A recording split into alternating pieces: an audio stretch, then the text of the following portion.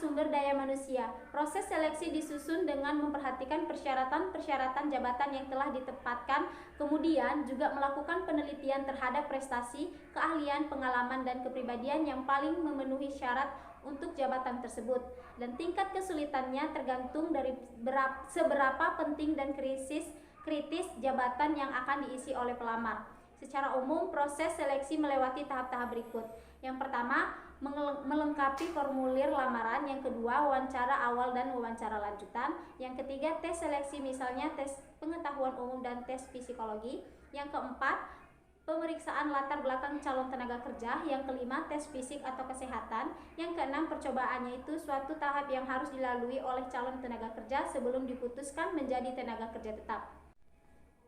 Yang ketujuh, pelatihan dan pengembangan sumber daya manusia. Program pelatihan pada dasarnya memiliki dua kategori utama, yaitu yang pertama, metode praktis atau on the job training, contohnya rotasi jabatan, magang, penugasan sementara, dan lain-lain. Yang kedua, metode presentasi dan simulasi di kelas atau off the job training, contohnya studi kasus, presentasi video, kuliah, dan lain-lain.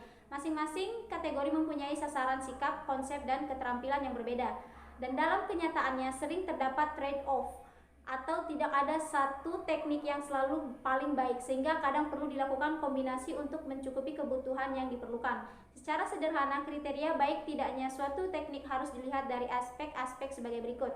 Yang pertama, efektivitas biaya. Yang kedua, isi program yang dikehendaki. Yang ketiga, kelayakan fasilitas-fasilitas. Yang keempat, preferensi dan kemampuan peserta. Yang kelima, preferensi dan kemampuan pelatih. Yang keenam, prinsip-prinsip dan pembelajaran terpenuhi karena adanya transfer pengetahuan dalam pelatihan.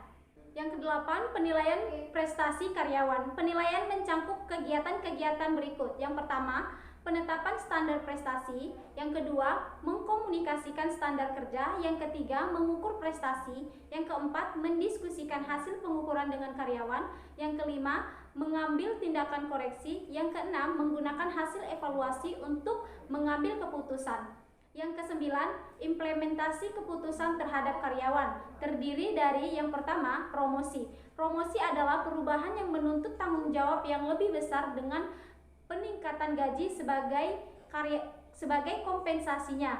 Karyawan biasanya mendapatkan promosi berdasarkan kinerja yang dianggap tinggi dan sesuai apa yang diharapkan organisasi. Yang kedua, transfer. Transfer adalah perpindahan pekerja secara setara, dalam arti bahwa posisi baru memiliki tanggung jawab dan penggajian yang sama dengan pekerjaan sebelumnya. Pengertian transfer dengan promosi jauh berbeda, karena promosi memiliki tingkat dan beban kerja lebih tinggi. Transfer biasanya dilakukan untuk pelatihan dan pengembangan karyawan supaya lebih mendalami dan menguasai beberapa bidang yang ada di organisasi. Yang ketiga yaitu demosi. Demosi merupakan perpindahan dari suatu posisi ke posisi lain yang memiliki tingkat tanggung jawab dan penggajian yang lebih rendah. Demosi dilakukan oleh pihak manajemen untuk memberikan hukuman kepada karyawan akibat kinerjanya yang semakin memburuk sebelum dilakukan tindakan pemberhentian. Bagi karyawan, keputusan demosi akan lebih disukai daripada keputusan pemberhentian. Di sisi lain, demosi dapat dipandang sebagai salah satu cara atau tindakan agar karyawan terlepas dari beban yang terlalu berat, menghilangkan stres, kemudian juga memberikan kebebasan untuk memilih apa yang diinginkan, bahkan untuk alasan-alasan yang lebih pribadi, seperti agar dapat merawat anak-anak dan berkonsentrasi pada keluarga. Baiklah, sekian pemaparan materi tentang pengantar bisnis yang dapat saya sampaikan.